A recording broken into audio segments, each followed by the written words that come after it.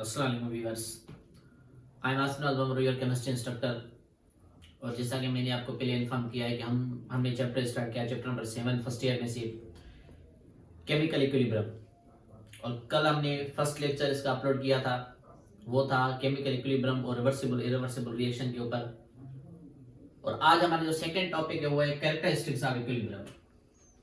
Characteristics का मतलब है इक्विलिब्रियम की खूबियां, कि कहां पर इक्विलिब्रियम होगी, कैसे इक्विलिब्रियम होगी, इक्विलिब्रियम की क्या खूबियां हैं, इक्विलिब्रियम का बैकग्राउंड क्या है, ये हम चीजें इसमें आज पढ़ेंगे कि what is the background of an equilibrium.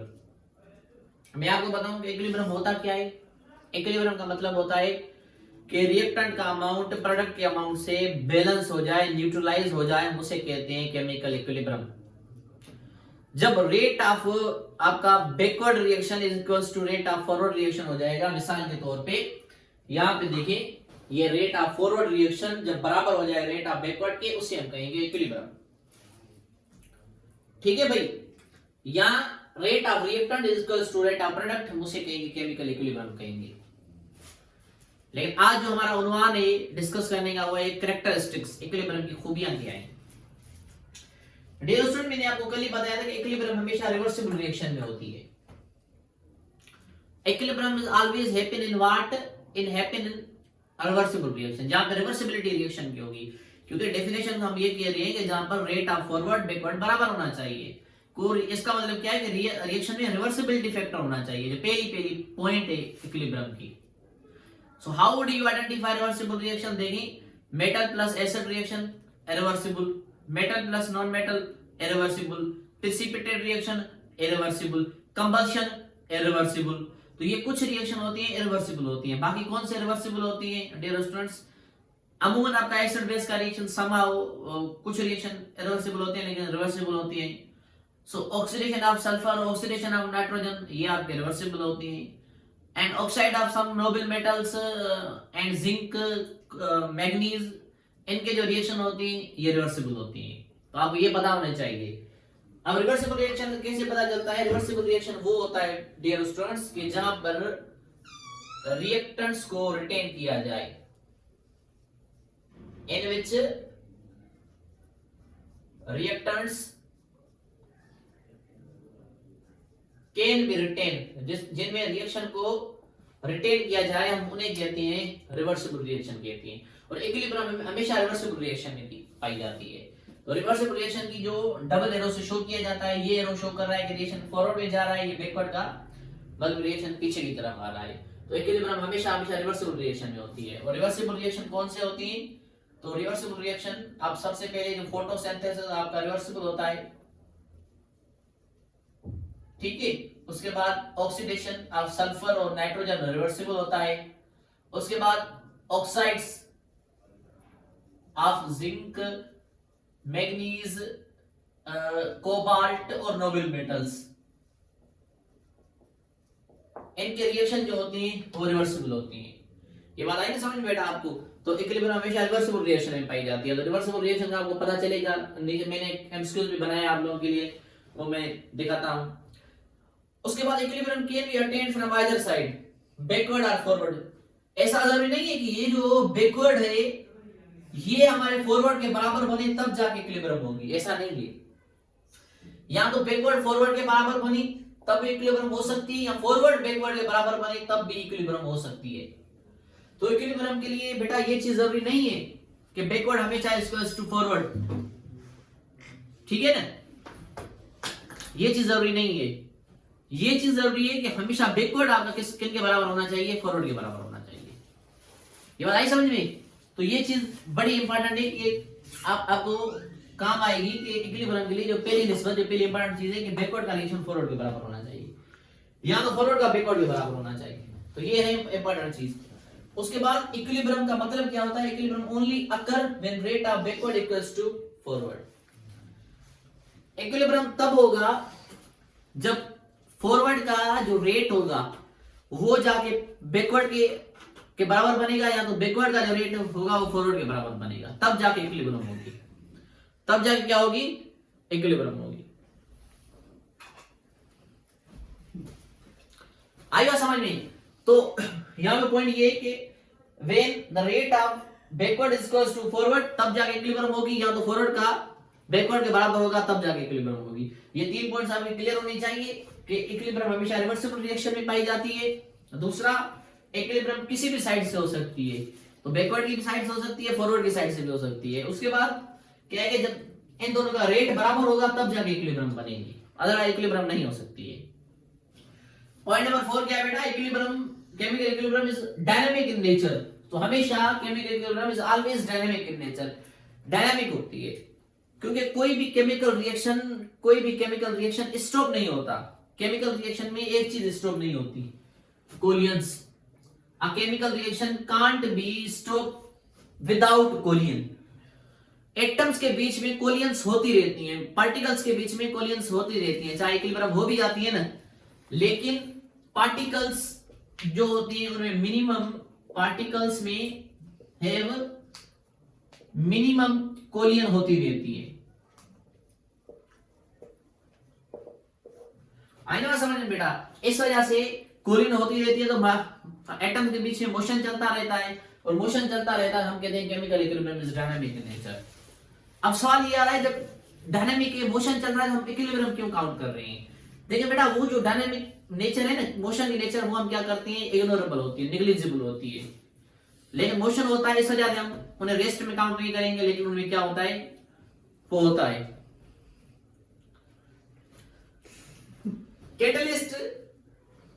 Catalyst do not affect chemical equilibrium, it increase rate. Catalyst, अगर हम किसी रिएक्शन में, किसी भी रिएक्शन में अगर हम कैटलिस्ट ऐड करते हैं, मिसाल के तौर पे हेबर प्रोसेस में हम क्या करते हैं, हेबर प्रोसेस में जैसे रिएक्शन होता है N2 + 3H2 का, मैंने कहीं ना कहीं लिखा था, आई थिंक सो। तो ये जब रिएक्शन होता है उसमें क्या होता है बेटा, जब 2NH3 बनता है तो वहां पर हम आयरन कैटलिस्ट इस्तेमाल करते हैं, आयरन। अब ये जो कैटलिस्ट है ये इक्विलिब्रियम करवाता नहीं है, कैटलिस्ट का रोल इक्विलिब्रियम में नहीं होता है। There is no role of catalyst in equilibrium.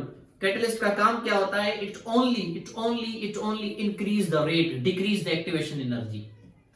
आई ना बात समझ में, रिएक्शन को स्पीड देता है, जल्दी जल्दी से इक्विलिब्रियम को अटेन करवाने में मदद करता है, इक्विलिब्रियम नहीं करवाता।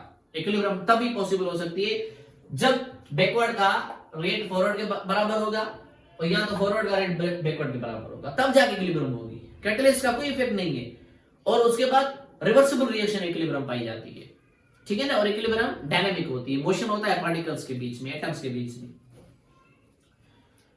Properties of system conserved after attaining chemical equilibrium. भाई जब इक्विलिब्रियम हो जाती है ना, तो पार्टिकल्स जो उनके एटम्स होते हैं, जो एक सिस्टम होता है, उनकी प्रॉपर्टीज कंजर्व हो जाती हैं। मिसाल के तौर पे इंटरनल एनर्जी कंजर्व हो जाती है, जितनी अब मिसाल के तौर पे नाइट्रोजन हाइड्रोजन रिएक्शन हो गया ना, अमोनिया बना, तो इन दोनों की जो इंटरनल एनर्जी होगी वो कंजर्व हो जाएगी। जो कोलियंस होगी पहले बॉन्ड बनने से पहले वो कंजर्व हो जाएगी, इलास्टिक कोलियन जिन्हें आप कहेंगे। या तो मोमेंटम, अब मोशन की वजह से मोमेंटम आएगी, वो मोमेंटम भी क्या हो जाएगी, कंजर्व हो जाएगी। तो जितनी भी प्रॉपर्टीज होंगी ना सिस्टम में, वो सारी की सारी प्रॉपर्टीज कंजर्व हो जाएंगी। मिसाल के तौर पे जाहिर सी बात है, जब नाइट्रोजन और हाइड्रोजन बॉन्ड कैसे बनेगा, जैसे करीब आएंगे, मोशन होगा, करीब आएंगे, अब मोशन में क्या पैदा होता है, मोमेंटम पैदा होती है, वो कंजर्व हो जाएगी। जाहिर सी बात है, रिएक्शन के लिए इन दोनों के पास इंटरनल एनर्जी होगी, वो भी क्या होगी, कंजर्व होगी। काइनेटिक एनर्जी वो भी कंजर्व होगी, ठीक है ना। तो जब इक्विलिब्रियम हो जाता है, ये सारी की सारी प्रॉपर्टीज कंजर्व हो जाती हैं। इस वजह से हम क्या कहते हैं, कंजर्व और आइसोलेट प्रॉपर्टीज ऑफ सिस्टम। इसे इन्हें हम कहते हैं आइसोलेटेड प्रॉपर्टीज ऑफ सिस्टम कहते हैं, क्योंकि ये कंजर्व रहती हैं, ठीक है बेटा। उसके बाद chemical equilibrium always achieved in close system. ये मैंने आपको कल पढ़ाया है, कल, कि भाई रिवर्सिबल रिएक्शन पॉसिबल तब होता है जब आपका कंटेनर क्लोज हो। तो यहां पे रिवर्सिबल रिएक्शन आपका पॉसिबल तब है जब आपका कंटेनर क्या हो, क्लोज बीकर या क्लोज कंटेनर हो। इस वजह से जब इक्विलिब्रियम रिवर्सिबल रिएक्शन हो रही है, रिवर्सिबल के लिए ये चीज जरूरी है कि क्लोज कंटेनर होना चाहिए। आई ना बात समझ में। तो इक्विलिब्रियम के लिए क्या चीज जरूरी है, एक chemical equilibrium always achieved in close system. ये हमेशा के हमेशा क्लोज सिस्टम में पाई जाती है केमिकल इक्विलिब्रियम, ठीक है बेटा। नेक्स्ट लास्ट पॉइंट इस कॉन्सेप्ट की, इस सेगमेंट की, वो एक initial concentration do not affect chemical equilibrium. भाई मिसाल के तौर पे हम क्या कह रहे हैं, जब बैकवर्ड का रिएक्शन फॉरवर्ड के बराबर होगा, मिसाल के तौर पे ये जो बैकवर्ड का रिएक्शन फॉरवर्ड के बराबर होगा, तब जाके इक्विलिब्रियम होगी। हमने रिएक्शन में कितना नाइट्रोजन इस्तेमाल किया, कितना हाइड्रोजन इस्तेमाल किया शुरुआत में, इस चीज पे केमिकल इक्विलिब्रियम डिपेंड नहीं करती है कि आपने इनिशियल में कितनी क्वांटिटी इस्तेमाल की, कितने ग्राम नाइट्रोजन के डाले, कितने ग्राम हाइड्रोजन के डाले, वो जाए भाड़ में। इक्विलिब्रियम तब होती है जब रिएक्शन आगे बढ़ता है, फॉरवर्ड का जब रेट बैकवर्ड के बराबर हो जाता है, तब जाके इक्विलिब्रियम होती है। इक्विलिब्रियम होने से पहले जितनी मर्जी आप ग्राम डाल लें, जितनी मर्जी आप कुछ कर लें, इक्विलिब्रियम होने से पहले वो उन्हें हम कहते हैं इनिशियल कंसंट्रेशन कहती हैं। जो शुरुआत में आप सैंपल के तौर पे आप लेंगे, उन चीज पे इक्विलिब्रियम का कोई असर नहीं होता, इक्विलिब्रियम उन पे डिपेंड नहीं करती है। So initial concentration do not affect chemical equilibrium. आपने इनिशियल में कितना नाइट्रोजन लिया, वैसे इक्विलिब्रियम की डेफिनेशन तो है क्या भाई कि जब बैकवर्ड का रिएक्शन फॉरवर्ड के बराबर हो जाए। मिसाल के तौर पे कि भाई नाइट्रोजन और हाइड्रोजन आपस में रिएक्शन कर रही है, अमोनिया बन रहा है। शुरुआत में मैंने 10 ग्राम उठाया, इसको 50 ग्राम उठाया, जब इक्विलिब्रियम हो गई दोनों तरफ 30 ग्राम बचा है, ठीक है ना। अब इक्विलिब्रियम इस चीज पे इंडिपेंडेंट है कि हाइड्रोजन क्या आपने पहले 50 ग्राम उठाए, नाइट्रोजन 10 ग्राम उठाए, भाई इक्विलिब्रियम किस पे हुई, 30 ग्राम पे हुई। आई बात समझ में, इनिशियल कंसंट्रेशन में इक्विलिब्रियम डिपेंड नहीं करती है, ये चीज हमें याद रखनी है। अब कौन सी चीजें याद रखनी है, इक्विलिब्रियम रिवर्सिबल रिएक्शन में होती है, इक्विलिब्रियम तब होती है जब फॉरवर्ड और बैकवर्ड आपस में बराबर हो, इक्विलिब्रियम क्लोज सिस्टम में होती है, इक्विलिब्रियम हमेशा डायनामिक नेचर में होती है, इक्विलिब्रियम होने के बाद प्रॉपर्टीज ऑफ सिस्टम कंजर्व हो जाती हैं, इनिशियल कंसंट्रेशन का इक्विलिब्रियम पे असर नहीं होता, इफेक्ट नहीं होता है। तो ये चीज आपने कैरेक्टरिस्टिक्स के तौर पे याद करनी है। एक एमसीक्यूज दिया हुआ है, which of the following represent equilibrium based reaction. कौन सा रिएक्शन इक्विलिब्रियम बेस्ड रिएक्शन है। सबसे पहले dear students, equilibrium based reaction reversible होता है। So we have to find out reversible reaction from this. Dear students, we have to find what, we have to find a reversible reaction. तो ये देखिए carbon और hydrogen oxygen का reaction, इसे हम कहते हैं भाई कंबशन रिएक्शन कहते हैं। So for your information this reaction is combustion, क्योंकि कार्बन हाइड्रोजन जब ऑक्सीजन के साथ रिएक्शन करती हैं, अब मतलब ऐसा समझिए हाइड्रोकार्बन जब ऑक्सीजन के साथ रिएक्शन करती हैं, इस रिएक्शन को हम अपनी जुबान में कहते हैं कंबशन कहते हैं, ठीक है भाई। उसके बाद ये मेटल और ये acid, so metal plus acid का रिएक्शन क्या होता है भाई, इरिवर्सिबल होता है, और कंबशन भी क्या है, इरिवर्सिबल रिएक्शन है। उसके बाद आई एमसीक्यू में पॉइंट नंबर 6 पे आई, ऑप्शन नंबर 6 में आई कि भाई सिल्वर नाइट्रेट और सोडियम क्लोराइड आपस में रिएक्शन कर रहे हैं, बन क्या रहा है, सोडियम नाइट्रेट और AgCl बन रहा है। अब प्रोडक्ट पे आप ध्यान दें, आपको पता नहीं चला, प्रोडक्ट पे ध्यान दें। क्या NO3 क्या सॉल्युबल है, yes it is soluble.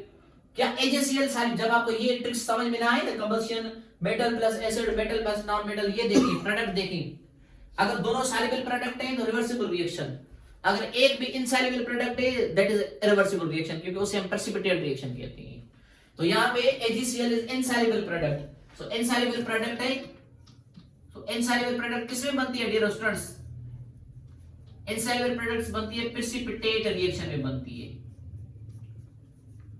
Precipitate reaction में बनती है insoluble product, so it is also a irreversible reaction. Option number D पे आए, मैंने क्या कहा था कि oxide of sulphur, oxide of nitrogen, oxide of manganese, oxide of copper, oxide of zinc, oxide of lead, oxide of osmium, oxide of mercury, ये जो noble metals हैं इनके ऑक्साइड के रिएक्शन रिवर्सिबल होती हैं। दोबारा से समझिए, oxide of zinc, oxide of manganese, oxide of zinc, oxide of manganese, oxide of lead, oxide of sulphur, oxide of nitrogen, इन सब के रिएक्शन क्या होती हैं, रिवर्सिबल होती हैं। फोटोसिंथेसिस रिवर्सिबल, तो ये चीज आपने याद रखनी है। Precipitate irreversible, metal plus acid irreversible, metal plus non metal irreversible, combustion irreversible, दोनों सॉल्युबल प्रोडक्ट रिवर्सिबल, एक इनसॉल्युबल प्रोडक्ट भी आ गई इरिवर्सिबल, ठीक है भाई। तो ये क्या है, metal of oxide of manganese, और ऑक्साइड ऑफ मैग्नीज का मतलब this reaction is reversible reaction. आई ना बात समझ में। सो रिवर्सिबल रिएक्शन है तो this reaction is equilibrium based reaction, ठीक है भाई। एमसीक्यू नंबर 2 पे है, which of the following do not affect direction of what, equilibrium. Equilibrium के डायरेक्शन पे कैटलिस्ट का इफेक्ट नहीं होता है, catalyst has no effect on chemical equilibrium and it is a direction. आई ना बात समझ में। तो यहां पे ऑप्शन क्या होगा कैटलिस्ट ऑप्शन होगा। आई बात समझ में? तो मुझे दें आप इजाजत।